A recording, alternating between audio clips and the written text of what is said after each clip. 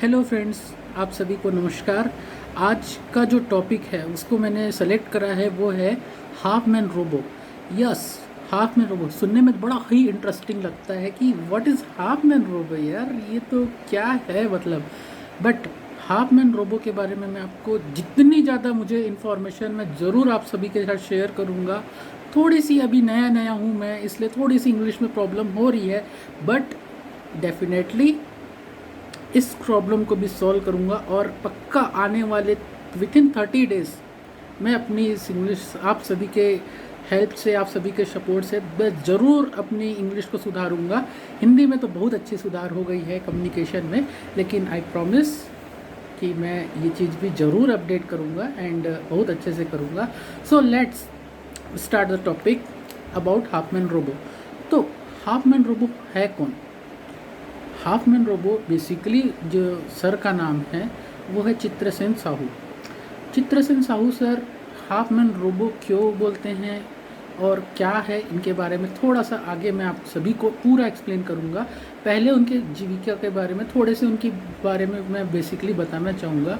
उनका जन्म 12 अक्टूबर 1992 को छत्तीसगढ़ के बालोद डिस्ट्रिक्ट में हुआ था और उनकी एजुकेशन जो है वो है जस्ट उन्होंने अपनी सिविल इंजीनियरिंग कंप्लीट करी हुई है गवर्नमेंट इंजीनियरिंग कॉलेज बिलासपुर से। और जो ये हाफ मैन रोबो सर है वो बहुत ही इंटरेस्टिंग पर्सनालिटी है। आप मतलब मेरे लिए तो कहा जाए तो एक मोटिवेशन के, एक इंस्पायरेशन के, एक बहुत ही बड़े लाइव एग्जाम्पल है। और ये जो सर है हाफ मैन रोबो, वो इंडिया के एक बहुत ही जाने माने माउंटेनियर है, one of the famous mountaineer of India and first double amputee from India. वो इंडिया के फर्स्ट डबल एम्प्यूटी है और आज तक के ऐसी बड़ी बड़ी चढ़ाई सर ने करी है ना कि मैं क्या बताऊं। अभी भी एट प्रेजेंट भी आज भी वो अपने एक मिशन पे निकले हुए हैं माउंट, उस माउंट का नाम मैं आगे बताऊंगा। तो सर ने जो जो माउंटेनियर्स में अपना अभी तक के पूरा ट्रैकिंग करा हुआ है कंप्लीट, उनका नाम है माउंट किलीमंजारो एंड सेकंड है, लगभग इसकी हाइट है किलीमंजारो की वो 15,000 समथिंग कुछ फीट में है, जिसको उन्होंने खुद पूरा ट्रैक करा हुआ है और उन्होंने बाकायदा इंडिया का वहाँ पे झंडा पूरा फहराया हुआ है। बहुत शानदार है। उनकी मैं फ़ोटोज़ भी आप सभी के साथ आगे शेयर करने वाला हूँ। साथ ही साथ एक और है माउंट कोसीजोको जो कि ऑस्ट्रेलिया में है। वहाँ पे भी उन्होंने पूरा अपना ये ट्रैकिंग का रिकॉर्ड बनाया हुआ है और बहुत ही बेहतरीन तरीके से वहाँ पे भी इन्होंने अपना इंडिया का झंडा फहराया है। अभी जो हाफ रोबो सर है, हाफ मैन रोबो सर है, अभी एट प्रेजेंट वो इंडिया से बाहर माउंट एम्ब्रूस की चढ़ाई का प्रैक्टिस कर रहे हैं, क्योंकि ऐसा तो होता नहीं कि आप गए और तुरंत चालू कर दे। इसके लिए भी बहुत ज़्यादा प्रैक्टिस की ज़रूरत होती है। जैसा हम लोग हर डे प्रैक्टिस करते हैं अपनी वीडियोस बना करके, वैसा ही इनको एक इन्वायरमेंट के लिए प्रैक्टिस करना पड़ता है, जिसमें भी उनकी ट्रेनिंग चल रही है।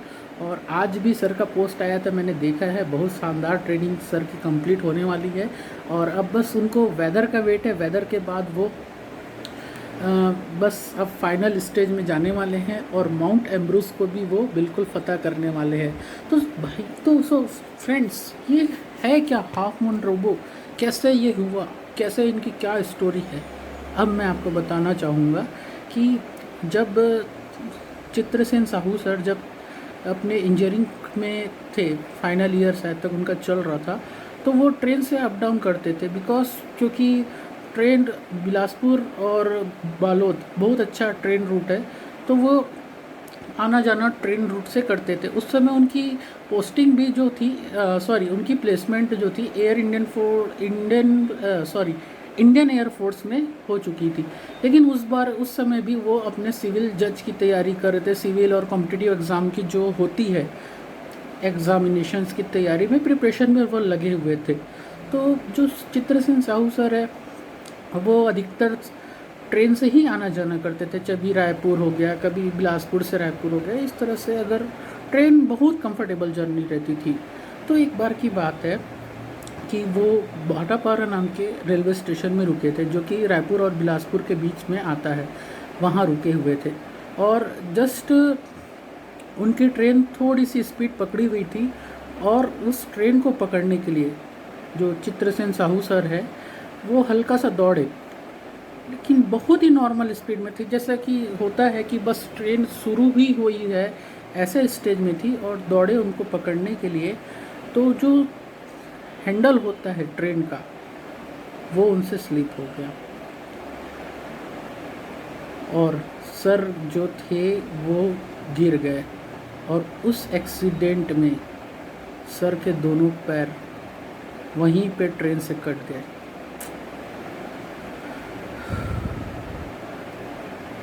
चौबीस दिन जैसे तैसे उस हालत में आरपीएफ रेलवे पुलिस फोर्स की हेल्प से सर को सेम डे रायपुर रेफ़र किया गया, और बता नहीं सकते कि कैसी हालत रही होगी।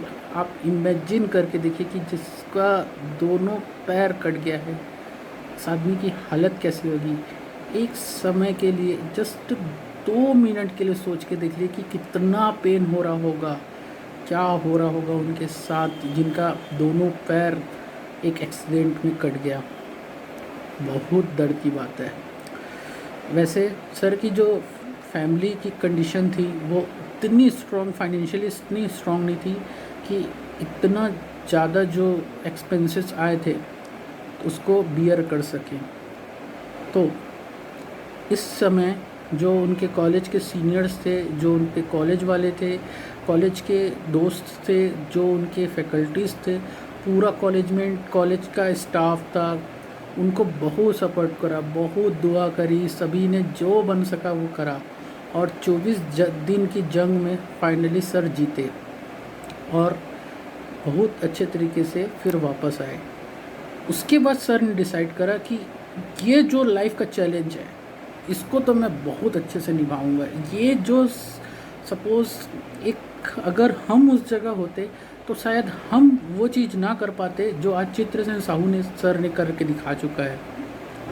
उन्होंने अपने होप नहीं खोई, उन्होंने अपना कॉन्फिडेंस नहीं खोया, उन्होंने इस घटना को, इस दुर्घटना को भी, इस एक्सीडेंट को भी एक अपॉर्चुनिटी समझा, और आज वो ऐसे ऐसे पर्वत में, ऐसे ऐसे माउंटेन्स में जा कर के चढ़ाई करते हैं ना कि जिसमें मैं तो शायद तक ना जा सकूं, ना आप ना जा सके, लेकिन वो इंसान डेफिनेटली जा सकता है और गया है। और टेडएक्स वगैरह में भी सर की स्पीच आई हुई है। मैं उनसे मिला तो कभी नहीं हूँ, लेकिन उनसे जब भी उनकी एक पोस्टर देखता हूँ ना, मेरा दिल गदगद हो जाता है। इवन लाइफ में कभी कभी ऐसा होता है, डे टू डे लाइफ में, कि बहुत ही ज़्यादा निगेटिविटी आ जाती है, या मतलब ऐसा लगता है यार कॉन्फिडेंस एकदम डाउन हो रहा है। तो जब कभी इंस्पायरेशन की ज़रूरत होती है ना, जब एक्सट्रीमली इंस्पायरेशन की ज़रूरत होती है, मैं उनकी फ़ोटोज़ देखता हूँ, उनकी स्टोरीज़ पढ़ता हूँ, उनके बारे में और थोड़ा सा जानने की कोशिश करता हूँ, और बाय गॉड जब ये देखता हूँ ना कि यार ये इंसान ने इस हाफ मैन रोबो ने इतनी बड़ी प्रॉब्लम को इतनी अच्छे तरीके से फेस करके इतना आगे बढ़ सकता है, तो हम क्यों नहीं बढ़ सकते बॉस। Hope so. अभी 18 तारीख को भी एक हमारे पास बहुत ही अच्छा टॉपिक आया था, focus on the outcome not the obstacles. उसका एक बहुत ही बढ़िया जो उदाहरण है, बहुत ही अच्छा एग्जाम्पल है कि हमको जो है हमेशा फोकस करना चाहिए आउटकम में, ना कि ऑब्स्टिकल में। मेरे को जब ये टॉपिक मैंने उस दिन पढ़ा था, मेरे को सबसे पहले चित्रसेन साहू सर या हाफ मैन रोबो सर की ना एकदम पिक्चर क्लियर हुई, बट उनके बारे में मेरे पास बहुत ही कम इन्फॉर्मेशन थी, इसलिए मुझे इस वीडियो को बनाने में टाइम लगा। होप सो आप सभी को अच्छा लगा होगा। मुझे आप सभी के सपोर्ट की बहुत ज़रूरत है, प्लीज़ सपोर्ट करिए मेरे को और इंग्लिश में स्ट्रॉन्ग करने के लिए। राहुल सर के साथ तो हम लोग है ही है, लेकिन आप सभी का भी सपोर्ट चाहिए।